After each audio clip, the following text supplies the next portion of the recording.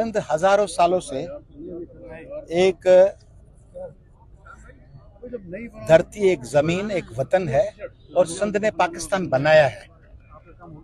Sindh founder है। लोग पेश करते हैं कि पाकिस्तान ने सूबे बनाए। सिंध, पंजाब, बलूचिस्तान और केपीके ने पाकिस्तान बनाया है। और पाकिस्तान 1947 में जब बना तो सिंध असेंबली ने करारदाद मंजूर की। सिंध फाउंडर है, सिंध मेकर है, सिंध बनाने वाला है। उस सिंध का सर ऊंचा होगा, उसकी जमीनें आबाद होंगी, उसके वसाइल उन लोगों पे खर्च होंगे, मेरिट होगा। हमारे बच्चे पब्लिक सर्विस कमीशन के सामने बैठे हैं ना, सिंध में मेरिट होगा तो उससे बेहतरी किसकी होगी? पाकिस्तान की होगी। और कोई मोहमजोई मत करें, कोई एडवेंचरिज्म इस किस्म का मत करें कि सिंध में भी हालात खराब हों। सिंध के लोग तंग हैं बहुत, उनको दीवार सा लगाने का अमल पाकिस्तान के हक में नहीं है। हम ईस्ट पाकिस्तान खो चुके हैं, बलूचिस्तान, केपीके और गिलगित और कश्मीर में हालात खराब हैं। पंजाब और सिंध में कोई एडवेंचरिज्म इस किस्म का न करें हम, कि वहाँ के लोग भी रास्तों पे निकल आएं। लोगों को जीने दें, और जीने देने के लिए ज़रूरी है कि रूल ऑफ लॉ पे चलें, कॉन्स्टिट्यूशन पे चलें और कानून की किताब पे चलें। हेलो,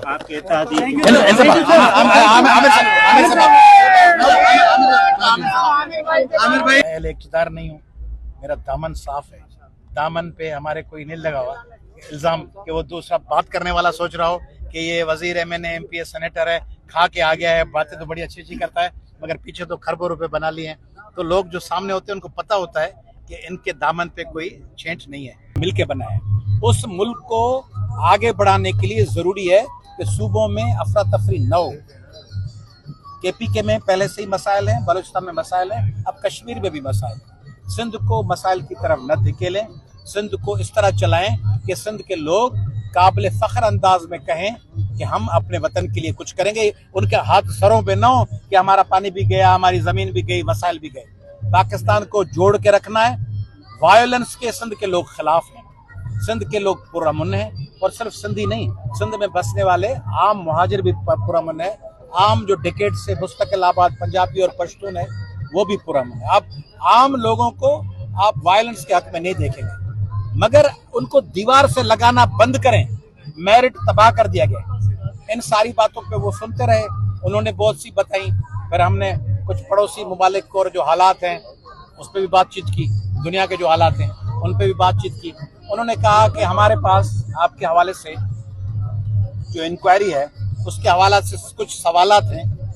उन्होंने मुझसे अपना पोस्टल एड्रेस लिया मेरा, और वो मैंने उनको लिख के बताया, अपना पोस्टल एड्रेस उनको बताया। उन्होंने लिखा, उन्होंने कहा हम आपको एक इंक्वायरी के लिए सवालात भिजवा रहे हैं, आप मेहरबानी करके उसके जवाब हमें भिजवा दें। मैंने उनसे सवाल पूछा कि जो सवाल आप पूछेंगे वो कौन सी मेरी तकरीर या मेरी कौन सी गुफ्तगू या कौन सी डेट के हवाले से आप सवाल पूछना चाह रहे हैं। तो उन्होंने कहा आप जनरल जवाब दीजिएगा। मैंने कहा जनरल जवाब कौन सी? मुझे पता हो ना कि मैं तो सारा दिन गुज़िश्ता 30-40 साल से मैं बोल रहा हूँ। तो अगर आप मुझसे मुशर्रफ साहब के दौर वाली किसी तकरीर की बात पूछे तो कंटेक्स्ट एक होगा, और अगर नवाज शरीफ और बेनजीर साहब और वजारत उस्मा के दौर की कोई बात है तो मुझे, और नहीं तो कम से कम डेट बता दें कि फलां तारीख को अपने कराची में, हैदराबाद में, बदीन में ये बात कही है। उन्होंने कहा चले हम उस डिटेल में भी जाते हैं, और अगर वो डेट न भी हो स्पेसिफिक तो आप फिर हमसे पूछ लीजिएगा जवाब में कि आप कौन सी डेट की बात कर रहे हैं। हम डेट भिजवाएंगे, अगर डेट न भिजवाई तो आप फिर हमसे पूछ लीजिएगा कि आपने वजाहत नहीं की डेट की, तो हम फिर आपको वो डेट भी बता देंगे। हम आपसे सवालात पूछेंगे, उसके आप जवाब दीजिएगा।